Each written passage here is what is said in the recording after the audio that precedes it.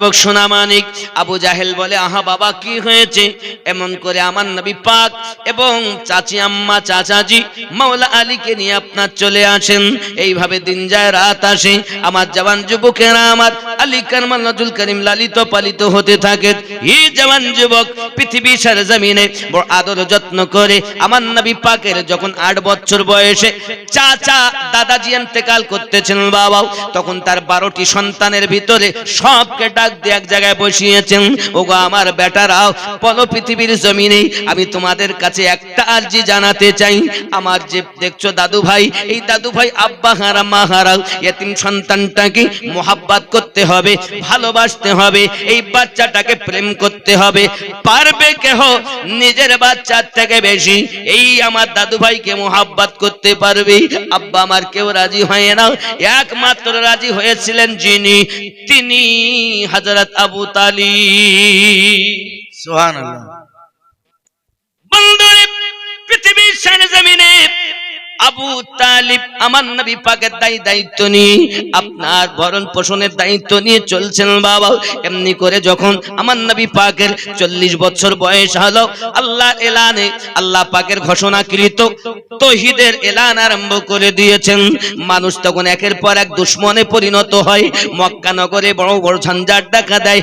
এই জওয়ান যুবক ওই সময়তে আমার আপনার নবী পাক সাল্লাল্লাহু আলাইহি ওয়াসাল্লামের একমাত্র সাহারা যিনি ছিলেন, তিনি ছিলেন আলী রাদিয়াল্লাহু তাআলা আনহুর পিতা। আব্বা আমার শুধু এতটুকুই নয়, হযরত আলী কারমাল্লাহুল করিম ধীরে ধীরে আপনার কিনা বড় হয়েছেন। আস্তে আস্তে করে আপনার কিনা দেখা যায় নবী আমার যখন নবুয়ত এলান করলেন, আল্লাহ পাকের নবী আম্মা খাদিজাতুল কুবরা রাদিয়াল্লাহু তাআলা আনহার কাছে এসে যখন নবুয়তের কথা বললেন, বাবা আমার আম্মা খাদিজাতুল কুবরা রাদিয়াল্লাহু তাআলা আনহা মহিলাদের ভিতরে সর্বপ্রথম কালেমা পড়ে মুসলমান হয়েছেন।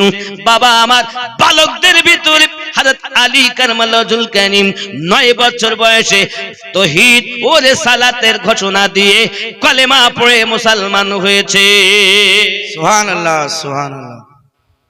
রূহানি জগতে ঈমানদার, প্রকাশ্য 9 বছর শরিয়াতে। আব্বা আমার জওয়ান যুবক এমনি করে দিন যায় রাত আসে, হযরত আলী কারমাল্লাহুল করিম আমার নবী পাকের সঙ্গে আপনার কিনা বেশি সময় কাটাতেন। এইভাবে আপনার সময় যায় বাপজি আমার সব জায়গাতে। ওই সময় মক্কার নগরে আপনার বেশি কবিতা আবৃত হতো, ওই কবিতা আবৃত করতেন তিনি। খুব সুন্দর পারদর্শী মেধাবী ছিলেন তিনি। বড় ওনার আপনার কিনা খুব ব্রেন শক্তি ভালো ছিল। পৃথিবীর জমিনে নবী আমার জানিয়েছেন, আনা মদিনাতুল ইলম ওয়া আলিউন বাবুহা, আমি নবী হলাম জ্ঞানের শহর, জ্ঞানের দরিয়া, আমার আলী হলো তার দরওয়াজা। সুবহানাল্লাহ। এখন নারায়ে তাকবীর, নারায়ে তাকবীর, নারায়ে রিসালাত, নারায়ে রিসালাত, মাসলাকে আলা হযরত, নারায়ে হায়দারি, নারায়ে হায়দারি। বন্ধুরে, আলী কারমাল্লাহুল করিমের জীবন ইতিহাস অতি লম্বা জীবন। প্রত্যেকটি জিহাদে আমার নবী পাকের সঙ্গে তিনি থেকেছেন, জীবন দেওয়ার জন্য তৈরি হয়েছেন। শুধু এতটুকুই নয়, আমার আপনার নবী যখন মক্কা থেকে মদিনায় 53 বছর বয়সে আপনার রওনা দিলেন, আল্লাহর অর্ডারে যখন রওনা দিলেন, মরণ বিছানায় মাওলায়ে কায়নাত তিনি জীবনের পরোয়া করে শুয়ে গিয়েছেন। আরো জোরে বলুন সুবহানাল্লাহ। আমাদেরকে প্রেম করতে হবে সাহাবীদের মতো। নবী পাক একটি মাত্র অর্ডার করলেন, আলী বিছানায় শুয়ে যাও, সকালবেলা উঠবে, অমুক অমুক আমানত দেবে, তারপর মদিনাতে ফিরে আসবে। হযরত আলী কারমাল্লাহুল করিম ওই বিছানাতে শুয়ে গেলেন। হাদিস বর্ণনা করতেছে বাবা, প্রত্যেক গোত্র থেকে মানুষ এসে কেউ বা আপনার কিনা 40 জনের কথা, কেউ বা 80 জনের কথা বর্ণনা দিয়েছেন। জওয়ান যুবক আমার সোনা মানিক, আমার নবী পাকের মোহাব্বতে মাওলায়ে কায়নাত যখন শুয়ে গিয়েছেন, ঘুমিয়ে গিয়েছেন বাবা আমার, এমন সময়তে নবী আমার রওনা দিয়েছেন। সকাল হয়ে গেল, সকাল বেলাতে সবাই বলা বলি করছে, আহা ঘর থেকে আলী বার হয়ে আসছেন। নবী কোথায় গেলেন? আলীকে জিজ্ঞাসা করছেন, আলী মুস্তাফা কোথায় গিয়েছেন? সঙ্গে সঙ্গে বলছেন, আমি কি করে বলবো, আমি তো ঘুমাচ্ছিলাম। আমি কি করে বলবো, আমি তো ঘুমাচ্ছিলাম। হে বাপজি আমার, রাগ হয়? ছেড়ে দেব? ব্যাপার কি ওটা? ঠিক সত্যি মনে হচ্ছে না। একটু দরুদ আল্লাহুম্মা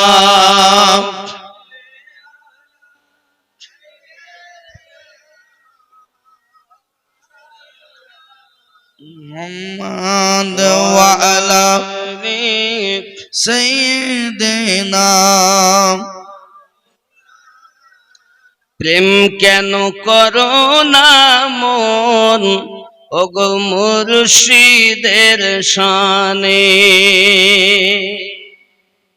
বলুন সুবহানাল্লাহ। সুবহানাল্লাহ। আমার কাছে ওয়াহারি লিখছেন মুর্শিদি গজলে, প্রেম কেন করো না মন মুর্শিদের শানে, তার মতো আর দিলের প্যারা নাই কো তামাম জাহানে, মুর্শিদের শানে। প্রেম কেন করো না মন মুর্শিদের শানে, ওই নামেতে ভাষাও ভেলা, ওই নামেতে গাথো মালা রে, ওই নামেতে ফুলের ডালা সাজাও গো মনে প্রাণে, মুর্শিদের শানে। প্রেম কেন করো না মন ওগো মুর্শিদের শানে।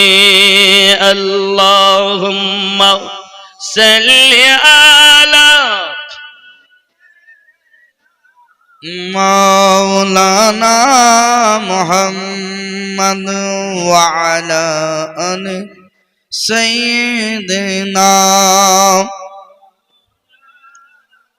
বানাও মোহাব্বতের বালা খানা, ইশকের দাও গো স্বামী আনা রে, বানাও মোহাব্বতের বালা খানা, ইশকের দাও গো স্বামী আনা রে, মুর্শিদের কদম দুখানা বসাও তাহার মাঝখানে, মুর্শিদের শানে।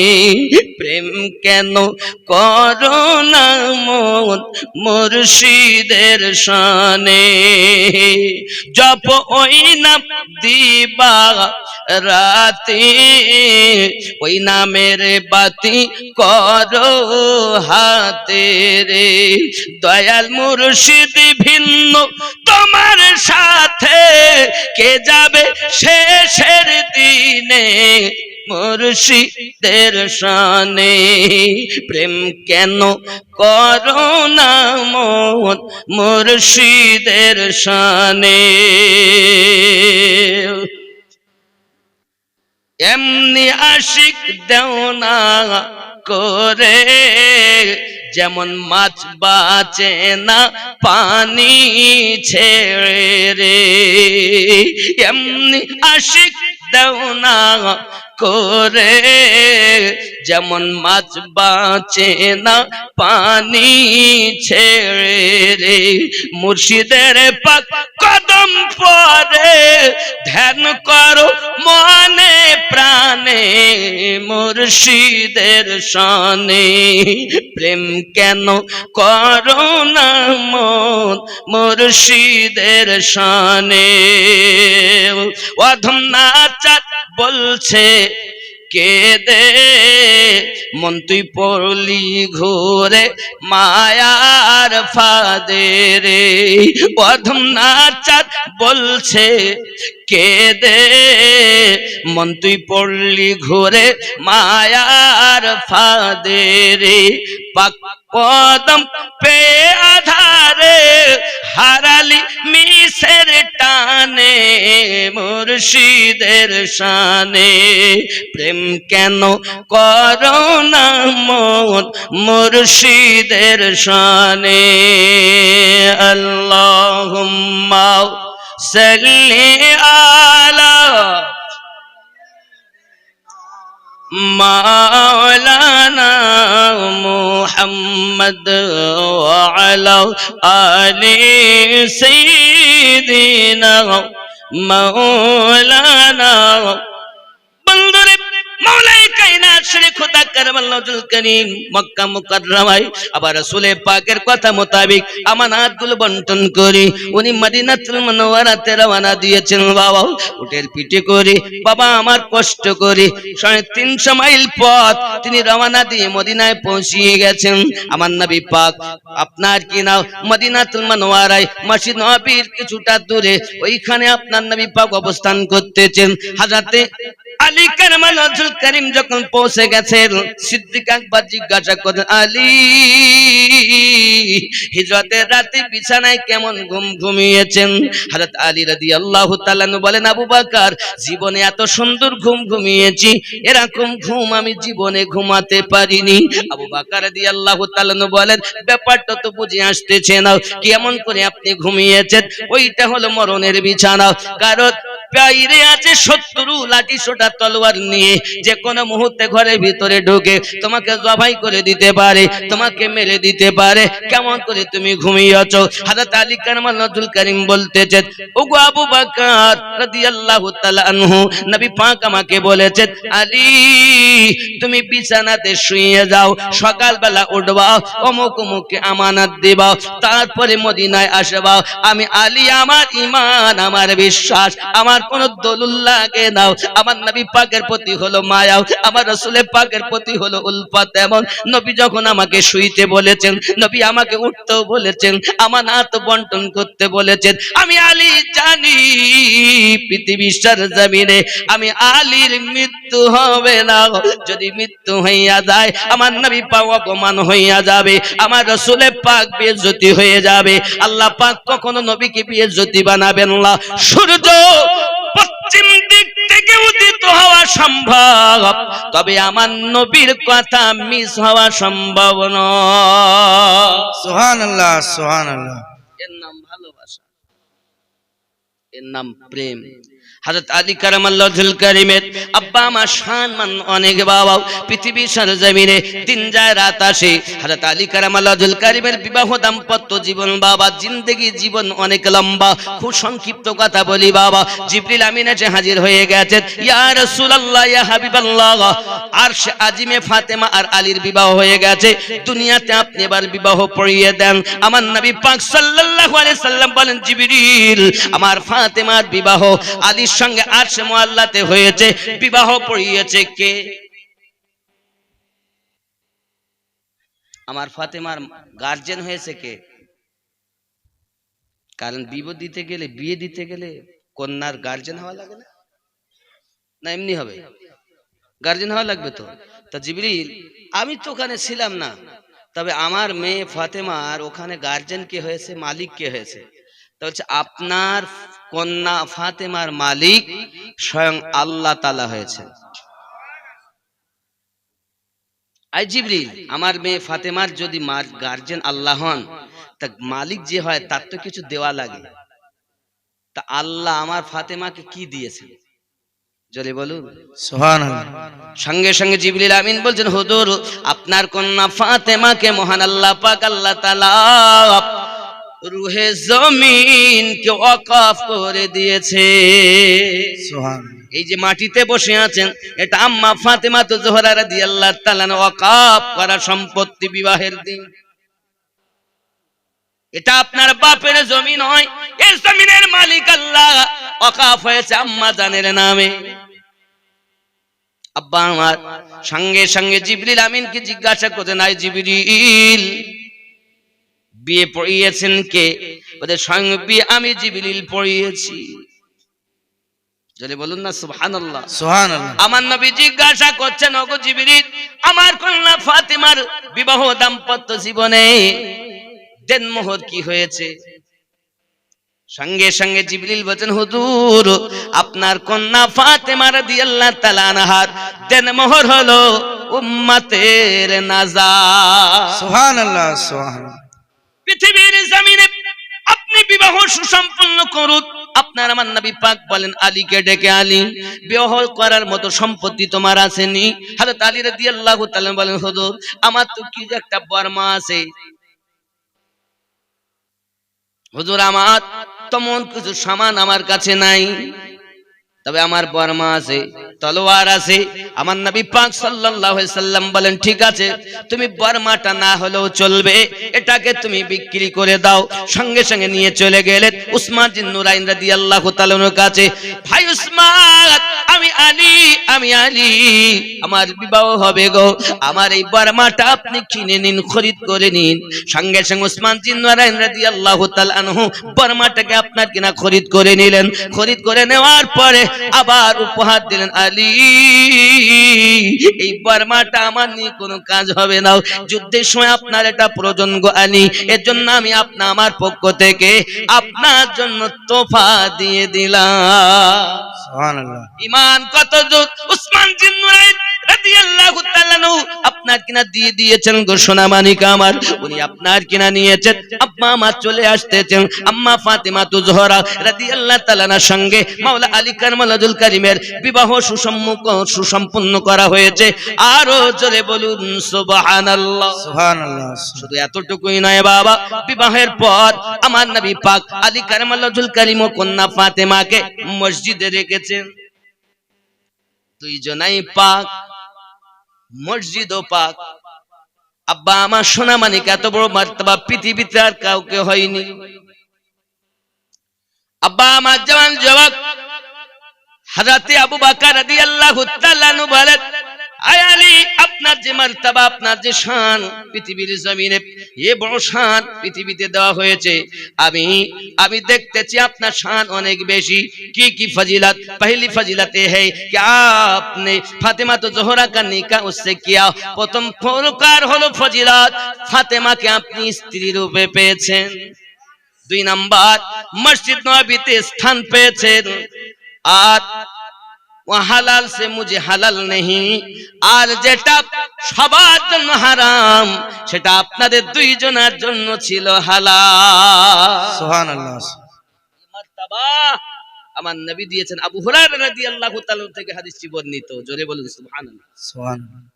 বন্ধুরে, হযরত আলী কারমালাজুল কারীমের পাওয়ার, এত শান, এত মান।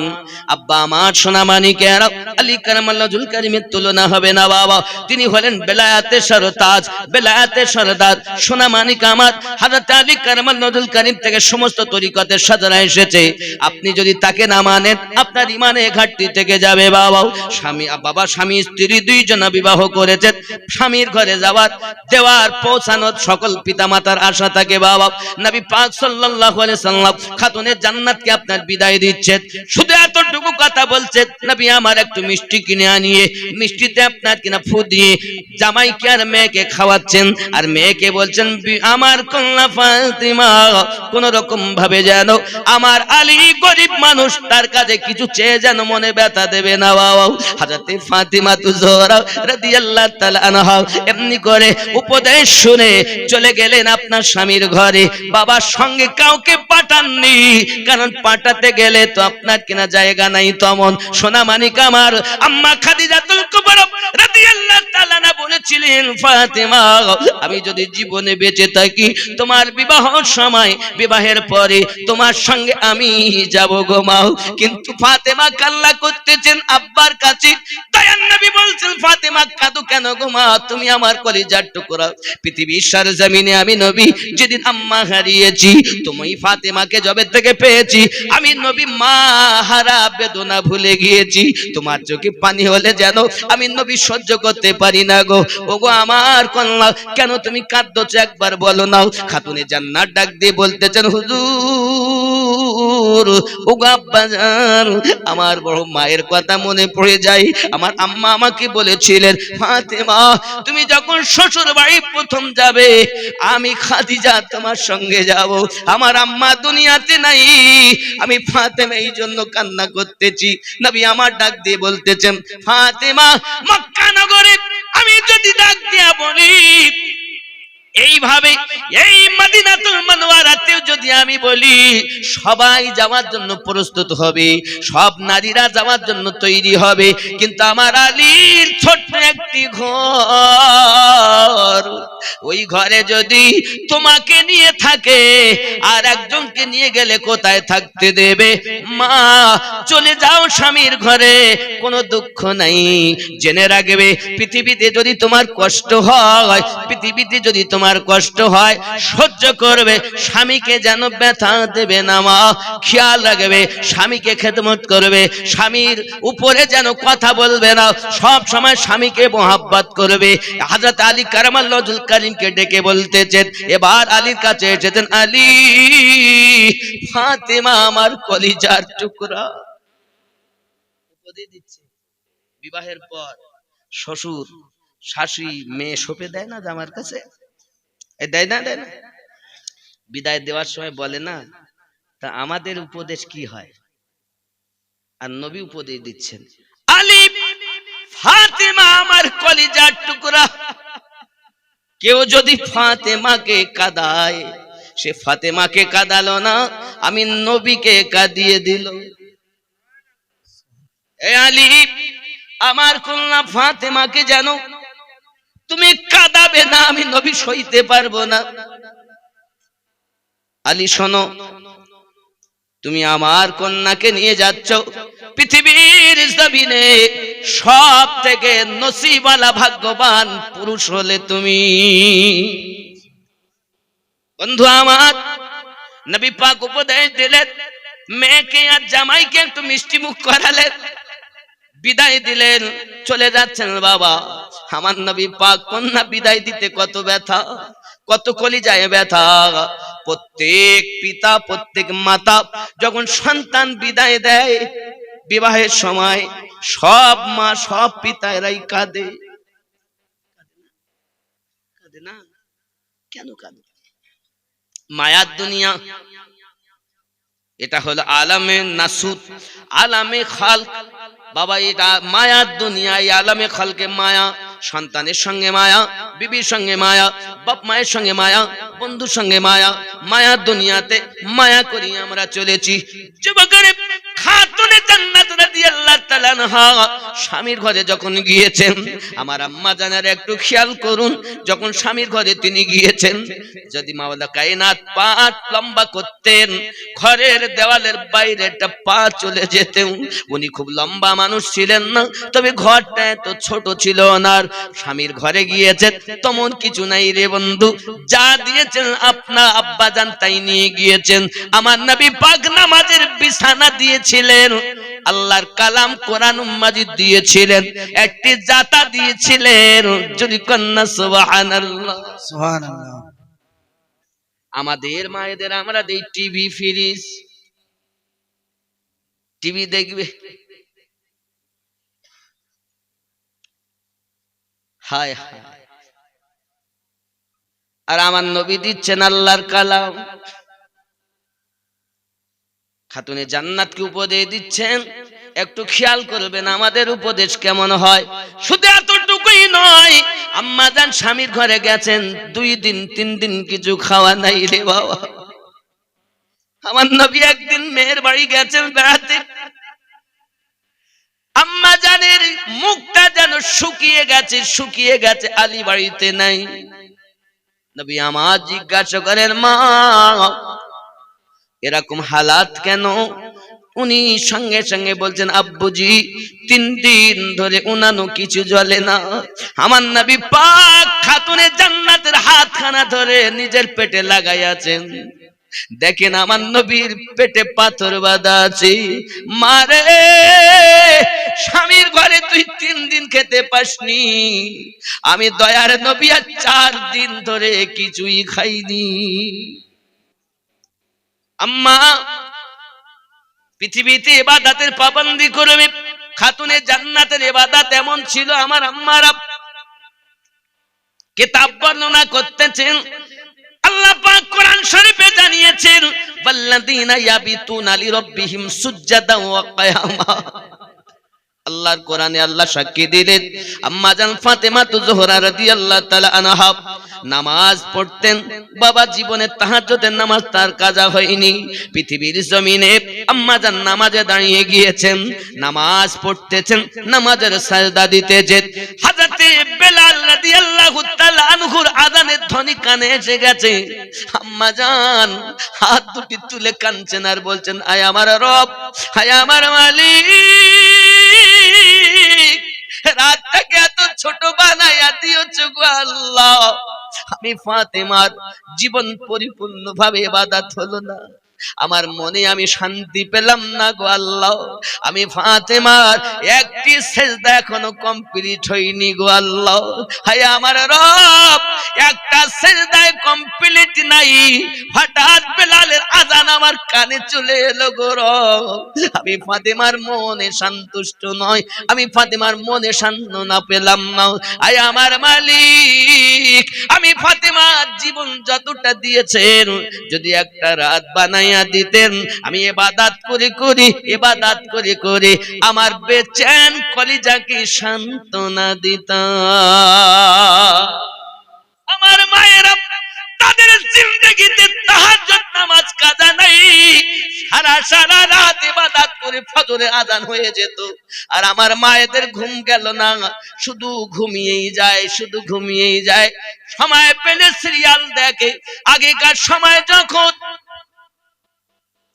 সকাল বেলার গ্রামে 12 হওয়া যেত, বাড়িতে কোরআন মাজিদের আওয়াজ শোনা যেত। আর এখন গ্রামে যদি বাড়ানো যায় তো শুধু নাক ডাকানো আওয়াজ শোনা যায়, আবার কারো ঘরে বেলা হয়ে গেলে সিরিয়ালের আওয়াজ শোনা যায়। জননী, সিনেমা সিরিয়াল দেখা বন্ধ করে দাও, আল্লাহর কোরআনটাকে খুলে দাও। নিশি রাতে উঠে একটু আল্লাহর দরবারে ঝুঁকে যাও। আমার আল্লাহ পাক বলেন, কোন বান্দা কোন বান্দি যদি আরামের বিছানা ত্যাগ করে দিই, আমি মাবুদের কাছে আপনার কিনা সেজদায় ঝুঁকে যায়, আমি আল্লাহ তাকে বন্ধু বানাইয়া নে। সুবহানাল্লাহ, সুবহানাল্লাহ। বন্ধুরে, আম্মা ফাতিমা জোহরা সালামুল্লাহি আলাইহা পৃথিবীর সরজমিনে এরকম শীতের রাত, বড় লম্বা লম্বা রাত হতো। উনি লম্বা লম্বা রাতে লম্বা লম্বা সেজদা করতেন, সারা রাত কাটিয়ে দিতেন।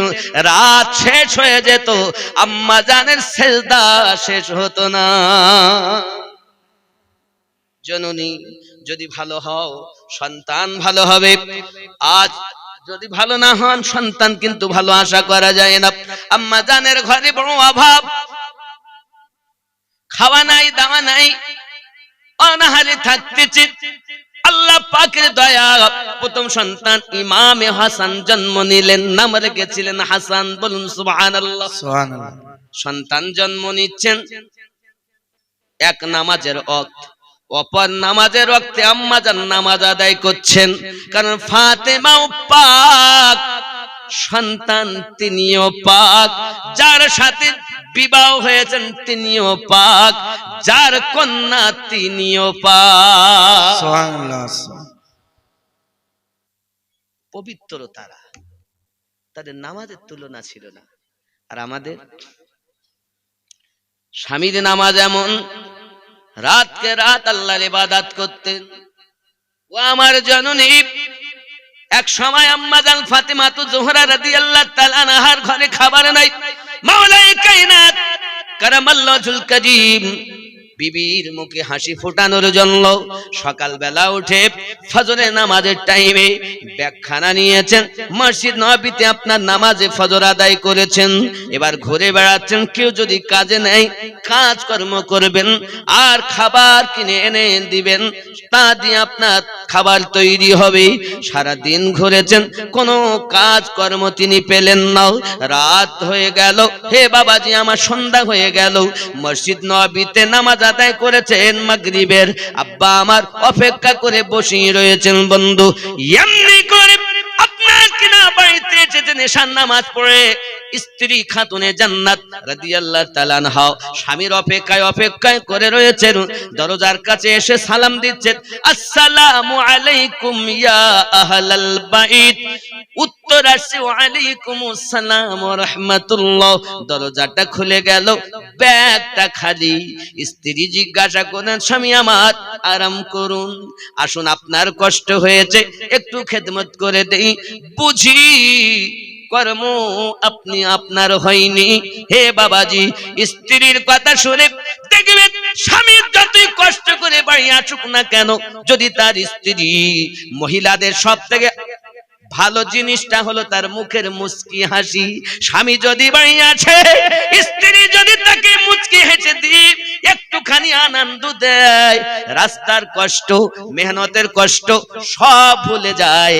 আর বাড়ি আসার সঙ্গে সঙ্গে যদি বিবি শুরু করে দেয়, তুমি এখন দাঁড়িয়ে যাও, তোমার ভাই কি করেছে জানো, তোমার মা আমার সাথে কত কুটকুট করে জানো, ও তো একে জলি পুড়িয়েই গেছে, নাংলা পাচন দিয়ে মার শুরু হয়ে গেল। অনুরোধ করবো মায়েদের কাছে, স্বামী যখন কোথা থেকে আসবে, তো স্বামীকে সর্বপ্রথম কাজ হলো মোহাব্বত করে, যদি আসে, আর স্বামীদের কাজ হলো সালাম দেওয়া, দরজায় এসে কি দেবে, সালাম দেবে, দিবেন তো নাকি? জিন্দেগিতে দেইনি,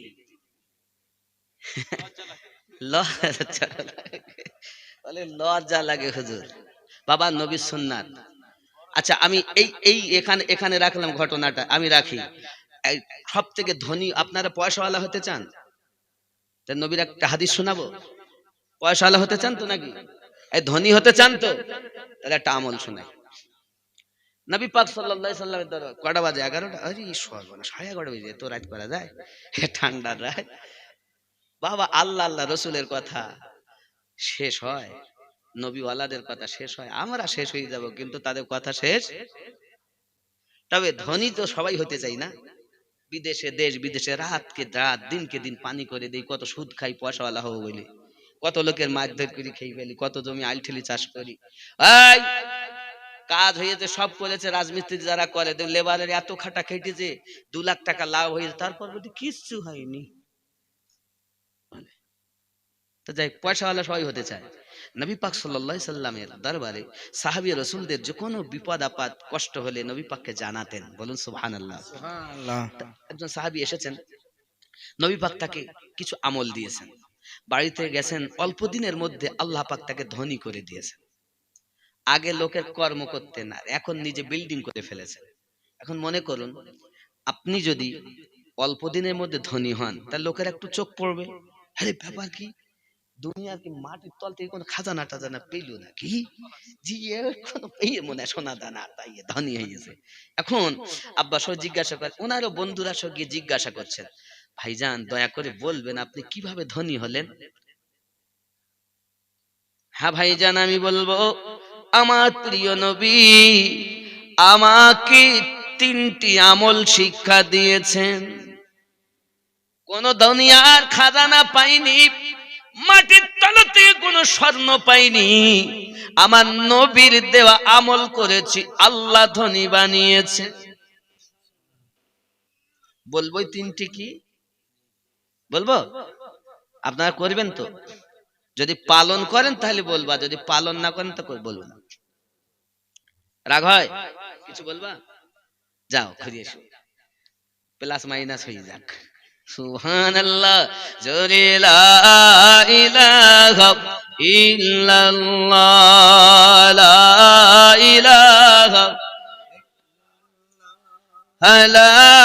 ইলাহা ইল্লাল্লাহু মুহাম্মাদুর রাসূলুল্লাহ সাল্লাল্লাহু আলাইহি ওয়াসাল্লাম। এমন সময় বলছেন, ভাই আমার অভাব, আমার অনাটন নবী পাকের কাছে জানাতাম। বোঝা গেল হাদিস শরীফ থেকে, সাহাবায়ে কেরামদের কোন রকম মুসিবত হলে আমার নবী পাককে জানাতেন, আর উম্মতের দুঃখ পেয়ে সব থেকে বেশি কষ্ট নবী পেতে। সুবহানাল্লাহ। সন্তান যদি কষ্ট পায়, মায়ের মনে দুঃখ লাগে না? লাগে কি লাগে না? মায়ের থেকে 1000 গুণ বেশি নবী আমাদেরকে মোহাব্বত করে। মা ভুলে যাবে কিন্তু নবী ভুলেন না। এই জন্য বলি, দিন রাত কাঁদি শুধু নবীকে পেতে, মোদের জন্য কাঁদেন নবী ওই মদিনাতে। হায় হায় মোদের জন্য কাঁদেন নবী ওই মদিনাতে। দিন রাত কাঁদি শুধু নবীকে পেতে, মোদের জন্য কাঁদেন নবী ওই মদিনাতে। বাবা মোদের জন্য কাঁদেন নবী ওই মদিনাতে। আমি যাব কবরেতে, কেউ তো যাবে না, 2-3 দিন কাদার পরে মনে রাখবে না। উম্মতের দরুদি নবী, উম্মতের দরুদি নবী আসেন কাঁদিতে, মোদের জন্য কাঁদেন নবী ওই মদিনাতে। বাবা মোদের জন্য কাঁদেন নবী ওই। সবাই যখন কবরেতে রেখে চলে যায়, তারপরেতে আমার প্রিয় নবী এসে যায়। সবাই যখন কবরেতে রেখে চলে যায়, তারপরেতে আমার প্রিয় নবী এসে যায়। উম্মতের দরুদি নবী পারেন না সইতে, মোদের জন্য কাঁদেন ওই মদিনাতে, মোদের জন্য কাঁদেন। আরো জোরে মোদের জন্য কাঁদেন নবী। হয়নি হয়নি, আরো জোরে বলতে হবে। দিন রাত কাঁদি শুধু নবীকে পেতে, মোদের জন্য কাঁদেন নবী ওই মদিনাতে, মোদের জন্য কাঁদেন নবী। আল্লাহ নবীকে প্রথম সৃষ্টি করে, বন্ধুকে বন্ধু দেখেন মায়ার নজরে। আল্লাহ নবীকে প্রথম সৃষ্টি করে, বন্ধুকে বন্ধু দেখেন মায়ার নজরে। উম্মতের মায়ায় নবী, উম্মতের মায়ায় নবী আসেন কাঁদিতে, মোদের জন্য কাঁদেন নবী মদিনাতে, মোদের জন্য কাঁদেন। দিন রাত কাঁদি শুধু নবীকে পেতে, মোদের জন্য কাঁদেন নবী। উম্মতের তুমি ভুল করতেছো, তুমি নামাজ না পড়ে ঘুমিয়ে থাকতেছো, তোমার জন্য কেউ কাঁদে না, নবী মদিনাতে কাঁদতেছে। তুমি সুদ খাও, মিথ্যা কথা বলো, বাপ মাকে কষ্ট দাও, দাড়ি কাটো, দুনিয়ার গুনাহ করে জীবন কাটাও, আমার নবী এখনো আরাম নাই, মদিনাতুল মুনাওয়ারায় কান্না করতেছেন। প্রশ্ন হতে পারে আমিনউদ্দিন ভাই, আমার নবী যদি মদিনাতে কাঁদেন আমরা শুনতে পাই না কেন? আব্বা নবী পাকের কান্না শুনেছেন যিনি, ইমাম গাজ্জালি হলেন তিনি। সুবহানাল্লাহ। নবীর কান্না আওয়াজ যদি আপনি শুনতে চান, আপনি আপনাকে সেই কানালা হতে হবে যে কান আমার আল্লাহ পাক সূরা আল আরাফের 178 নম্বর আয়াতে আলোচনা করেছে। এ আমার সোনা মানিক, আল্লাহ পাক সূরা আল বাকারাতে এক জায়গায় বলছেন, খাতামাল্লাহু আলা কুলুবিহিম ওয়া আলা সামরিহিম ওয়া আলা আবসারিহিম গিশাওয়াতু ওয়া লাহুম আযাবুন আযীম। বন্ধুরে, নবীর কান্না যদি শুনতে পান আপনার জীবন ধন্য হয়ে যাবে। কেন কালা হয়েছেন বাবা? কেন অন্ধ হয়েছেন আপনি? কেন দিল থাকতে দিল মরা হয়েছেন আপনি? একবার গুরু ধরে নাও, গুরুতে ফানা হয়ে ময়লা দিলকে পরিষ্কার করে না। সুবহানাল্লাহ সুবহানাল্লাহ। বন্ধুরে, সাহাবী রাসূল বলতেছেন, বাবারা তোমরা জানো না, প্রিয় নবী পাকের কাছে যাইয়া আমি আমার অভাবের কথা যখন জানাইছি, তখন আমার নবী বলছেন, সাহাবী বাড়িতে যখন যাবে সালাম দিয়ে ঢুকবে, বাড়ি থেকে যতবার বার হবে সালাম দিয়ে বার হবে, আল্লাহ পাক রুজিতে বরকত দিবে। সুবহানাল্লাহ সুবহানাল্লাহ। ভাইরা, আমি সালাম দেই, বাড়ি যাই, নবী পাকের কথা পালন করি।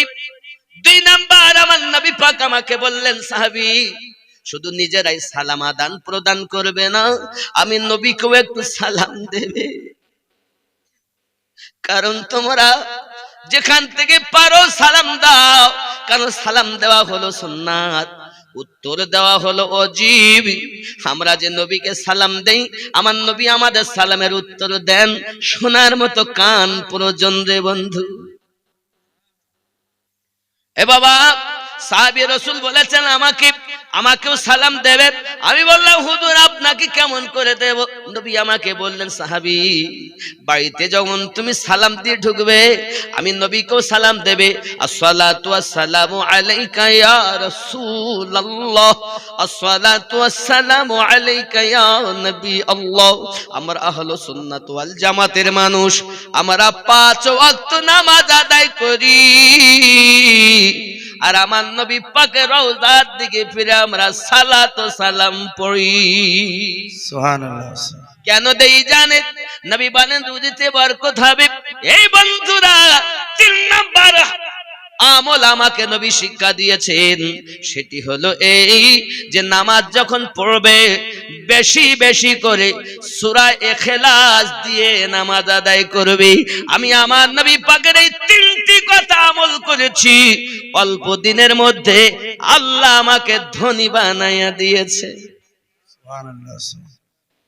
আপনি যদি ধনী হতে চান, অভাব থাকবে না, আমার নবীর দেওয়া এই আমলটা করবেন। জোরে বলো। তাহলে বাড়িতে সালাম দিবেন তো নাকি? আজকে রাত থেকে চালু করবেন। এখন রাত ধরেন 12টায় বাড়ি গেছেন, দরজায় গিয়ে আসসালামু আলাইকুম ইয়া আহলাল বাইত। সাদ্দামের কারণ নাম হলে রাগ করবে না, সাদ্দামের মা শুনে ওই এই পাগলা মৌলবি রদ শুনে গেছো, আমিনুদ্দিন পাগলা, পাগলের রদ শুনে গেছো। জীবনে 40 বছর ধরে তোমার সংসার করলাম, কোনদিন দেওনি, বুঝতে পেরেছি এই পাগলা রদ শুনে সালাম দেছো। সালাম দিবেন। সালাম যদি দেন, বিবি যদি থাকে জানবেন আমার স্বামী এসেছেন, সন্তান যদি থাকে জানবেন আমার আব্বা এসেছেন, মা যদি থাকেন জানবেন আমার কলিজার টুকরা এসেছেন। সবাই উত্তর দিবে ওয়া আলাইকুমুস সালাম ওয়া রাহমাতুল্লাহি ওয়া বারাকাতুহু। আল্লাহ পাক বলেন, ওই ঘরে আমি রহমত বর্ষণ না করে থাকতে পারি না। আজ থেকে সালাম দিবেন, নবীর সুন্নাতটা পালন করবেন তো? বলুন না ইনশাআল্লাহ। এই শেরগ্রামের মানুষ, কয়েক বছর পর আমি এসেছি, আমার তরিকার ভাই আপনারা কদমে হাত রেখে বলি, আব্বা আমার মায়েরা সালাম আদান প্রদান করবেন।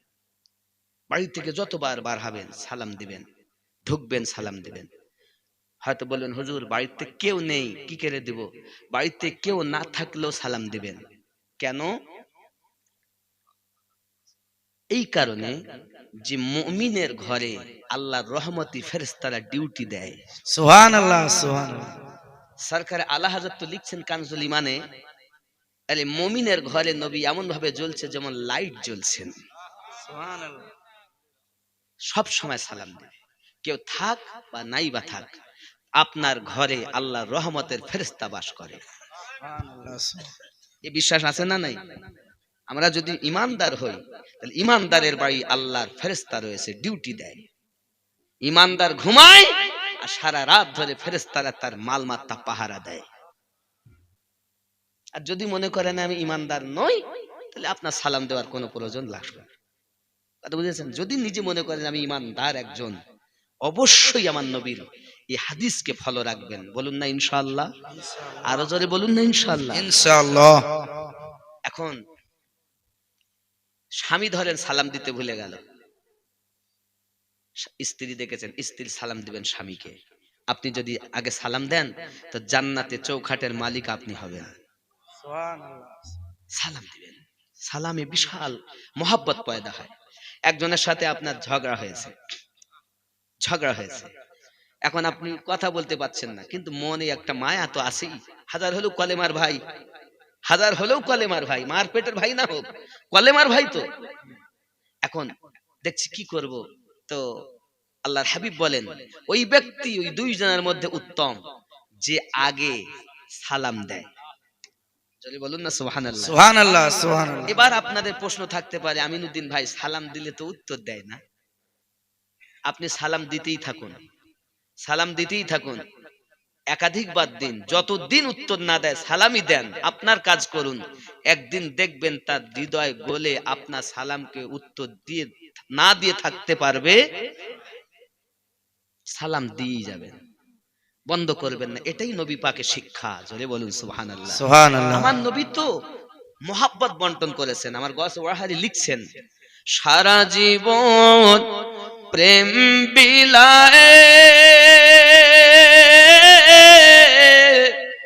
গেলেন তবু আঘাত সয়ে রে।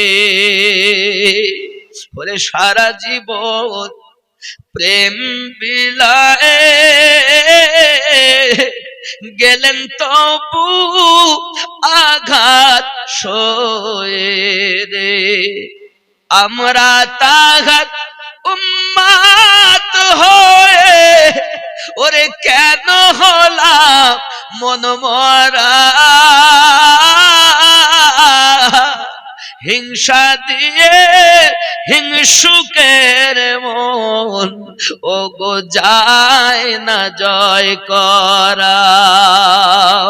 প্রেম পরশে জয় করিলেন প্রেমিক হয়ে এলেন যারা, ও গো যায় না জয় করা। আল্লাহুম্মা সাল্লি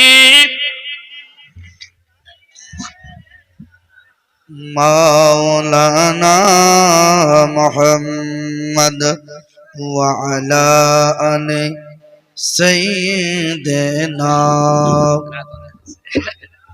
দিলে দিতে পারেন মুহাম্মদ সাল্লাল্লাহু আলা মুহাম্মাদিন সাল্লাল্লাহু আলা মুহাম্মদ সাল্লাল্লাহু আলা মুহাম্মাদিন।